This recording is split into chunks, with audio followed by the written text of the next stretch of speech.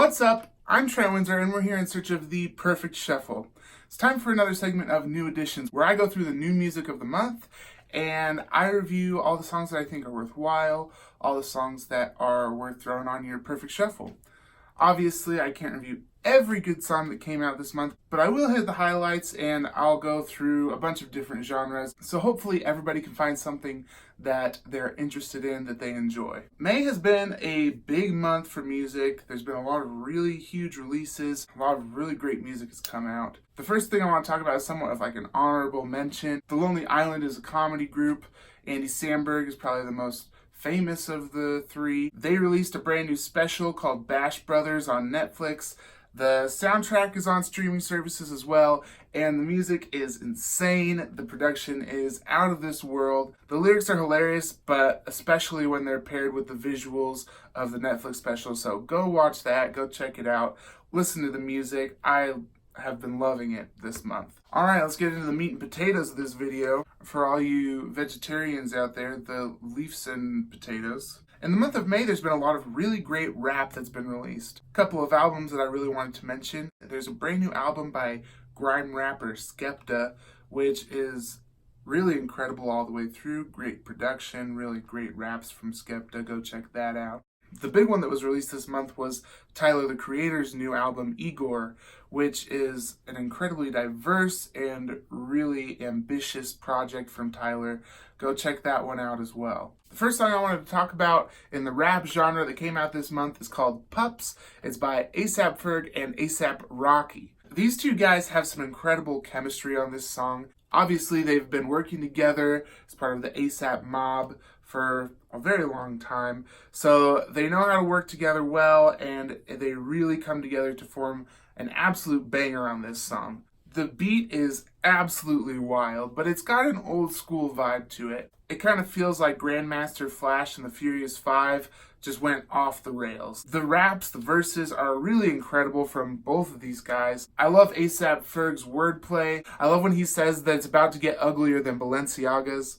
I'm glad that somebody who can afford Balenciagas at least admits that they're ugly. Rocky on this song as well has some really awesome flows. His cadences are just off the wall. Reminds me a little bit of Jid in that it's just unpredictable. And throughout the song, Ferg and Rocky are trading verses. They're bouncing off of each other, and it's just a wild, energetic banger from front to back. This song is 25% skippable. The next song that I want to talk about is called Ricky by Denzel Curry. Denzel Curry released a full album this month called Zoo, and Ricky was the first single off of this album. The beat in this song is very industrial, and you can kind of feel that throughout the album. It has a very urban feel to it. Big city, construction sites, like the hustle and bustle of everyday life. That's kind of how this album feels. I really love the authenticity of it. And especially in this song, Denzel Curry really goes for it and hits it hard with his incredible rap verses, with his raw energy, with his bombastic sound. I love his voice when he raps. It's so growly. It's got a very heavy metal quality to it, which I just love. In this song, Denzel raps about what his parents taught him. The song itself, Ricky, is named after his dad. And Ricky seemed like a good guy. He taught him some really valuable things. He taught him to trust his brothers. He taught him to be loyal. He taught him to treat women right. He taught him about good music. He brought him to concerts. Ricky seemed like an outstanding guy. Also, Denzel's mom taught him not to trust hoes and to use a condom. It's another one with a lot of energy, a real banger. This one is 20% skippable. There's been some really interesting electro pop that's come out this month. I'm really loving how it's hard for me to really classify all the music that I've heard this month, which means that people aren't sticking to their classic genre boundaries. It's a lot of give and take from different genres, from different styles, and I love the collaboration.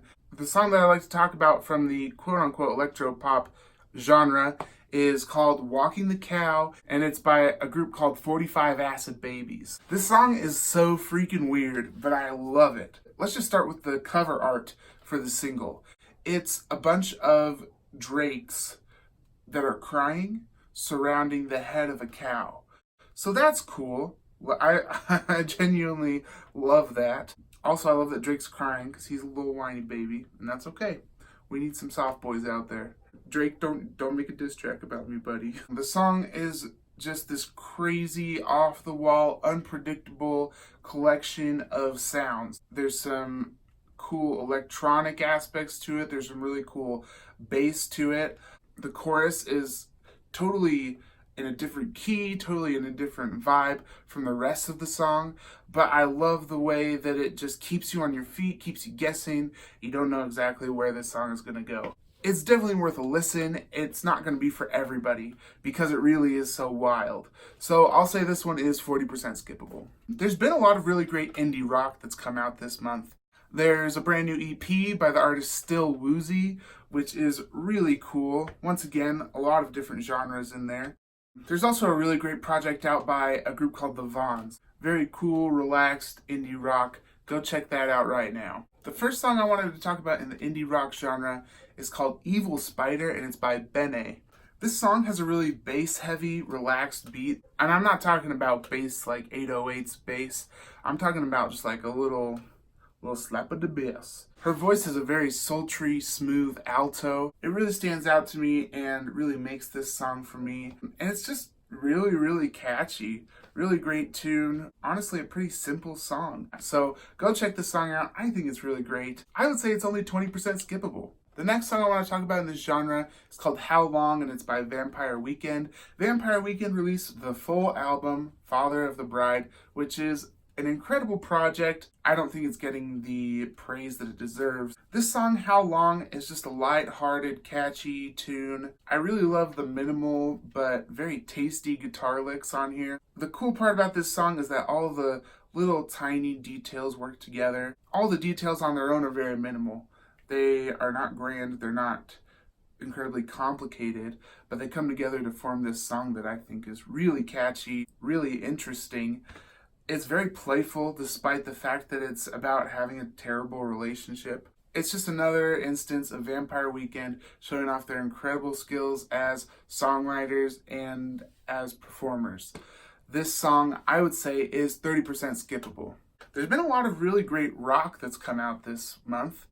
There's a really cool new album by Grim Streaker, some pretty angsty punk with a really awesome female vocalist. The first song I wanted to talk about in the rock genre is called Hymn for a Droid by Psychedelic Porn Crumpets. You heard me correctly, Psychedelic Porn Crumpets. Hymn for a Droid has a really thrashing intro. It's very energetic, pretty straightforward guitars and drums. But when we get to the chorus, we get a lot more of a trippy, psychedelic feel. The track is very echoey. There's a lot of reverb on every aspect of this song. But despite the psychedelic theme, this song still keeps the energy and the tempo up, which is something you don't really see very often in psychedelic rock. They have put a really interesting spin on the psychedelic genre, and they keep this up throughout their entire album that came out this month. So go check out the album, go check out the song. The song itself, I would say, is 35% skippable. The other song in the rock genre that I wanted to mention is called The Art of Projection, and it's by Imperial Wax. And here to review this song, we have a guest reviewer. Once again, welcome back, my dad. Okay, Trent, you asked me to review the song The Art of Projection by Imperial Wax. First impressions, I was listening to it, sound a lot like Public Image Limited. It's like an 80s band. Public Image Limited is an English band. They're a post-punk band, late 70s, early 80s. Actually, fun fact, Imperial Wax is made up of former members of The Fall, who are also a post-punk band from England, and they played about the same time that Public Image Limited did, so I thought that was a fun fact. But both these bands, they like to play the hard, driving music. They like to scream, not scream like oh, but they like to there's not a lot of melody in their songs. They're very repetitive. I think the music they play is repetitive because it's easier to play when you're drunk or high. So, I'm just throwing that out there for discussion.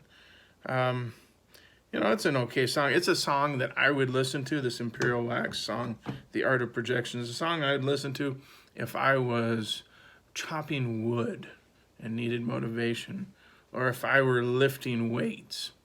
or if I were angry and wanted to do my angry dance like in Flashdance. This is the kind of music I would listen to. Evidently, people from England who are in post-punk bands are angry. Maybe it's with bad dental, I don't know. Skippability, I think after I played this once or twice, I'd be kind of tired of it. So I'm talking 50% skippable. Kind of have to be in the mood for this one. Maybe you make a motivation playlist, maybe you make a angry dance playlist, then you would put that on. Imperial Wax, The Art of Projection, will be right on there. Hey, what's up? It's Trent. So I filmed this video actually before my dad sent in his review. So I agree with him on everything that he said, but I would probably give it 40% skippable. Sorry, Dad. Last, there's been some really great hard rock and metal releases that came out this month. There's a really hard and heavy-hitting album by the group Employed to Serve that came out this month. Just head-banging stuff. Go ahead and check that out. The song I wanted to talk about from this genre is called Unscented and is by none other than Slipknot. This song is a roller coaster from start to finish.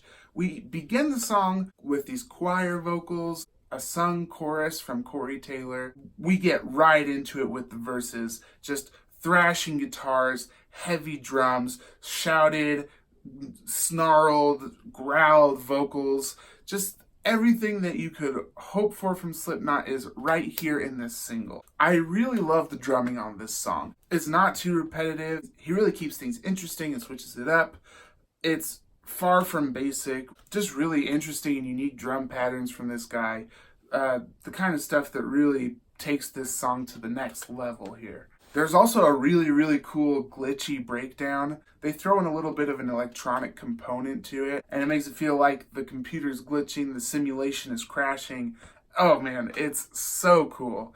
And Corey Taylor, as usual, just absolutely destroys it with the energy and the delivery on his vocals. I would say this song is only 15% skippable. And those are all the songs that I have to talk to you about today. If you like what I'm doing here, go ahead and like this video, subscribe to my channel, and go ahead and turn on the notifications. Leave a comment below, let me know what you think about any of these songs. Let me know if I missed any songs in the month of May that I should have talked about, and I will go back and review those. Pay attention next week, I'll be reviewing The Queen is Dead by the Smiths, one of my favorite albums of all time.